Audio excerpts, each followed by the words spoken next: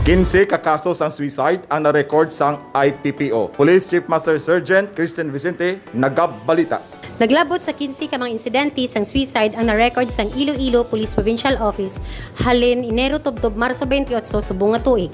Suno sa report sang Provincial Investigation and Detective Management Unit, mas madamo ang lalaki nga biktima sang suicide sa diin naglagbot ini sa 14 ka bilog. Ginapakita man sang report nga mas manubo ang numero sang suicide subong nga tuig kumpara sa pareho nga period sang nagligad nga tuig kung sa diin may ara 29 ka suicide cases ang na-record. Bisan nga nagdubo ang numero sang suicide cases, isa ini sa gihapon sa butang nga ginakabalakan sang IPPO.